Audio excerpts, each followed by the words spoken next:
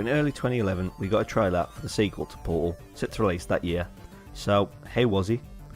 Well, look, I'm not going to sit here and say Portal 2 is a bad game. It's not. It just feels like it's missing something that the other games have. If you told me that Portal 2 was made in a completely different engine rather than the Source engine, I would believe it. It just doesn't have that uncanny feeling that the other games have. It just feels different. Like I said, it's not bad. The game does a lot to build on what the original game did, with some new mechanics and things to play around with. The story begins quite a long time after the first game, as Chell, the character you play as, has been locked in stasis when she's finally rescued by a helpful robot named Wheatley. The two then make their way through the now destroyed Aperture Science research facility to escape, but accidentally wake up GLaDOS, the antagonist from the first game. What follows is a trip through the history of Aperture Science with few twists along the way.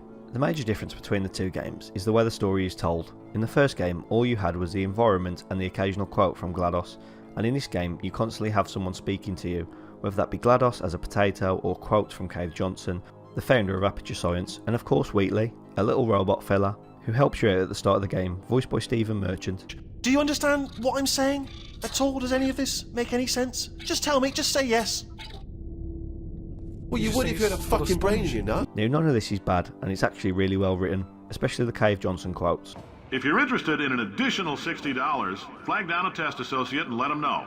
You could walk out of here with 120 weighing down your bindle if you let us take you apart, put some science stuff in you, then put you back together, good as new. Even though the game is fun and light-hearted, it loses a bit of that psychological thriller element you got from the original. The atmosphere's gone and the music doesn't have the same eeriness to it. Something just feels off. I remember the first time I had to explore the old Aperture Science thinking it was going to be just as creepy as the first game, but it's not.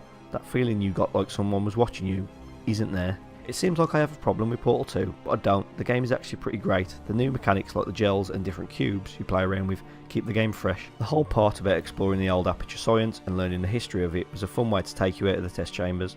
The writing's great, and even though the music wasn't composed by Kelly Bailey, it did have its own unique twist, where depending on how fast you were going, the background music would change tempo to match it.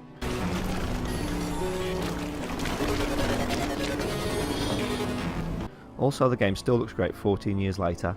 Overall, Portal 2 did everything it should have done to be the perfect sequel, but I can't help but feel that the feeling and vibe from the original was just a bit lost.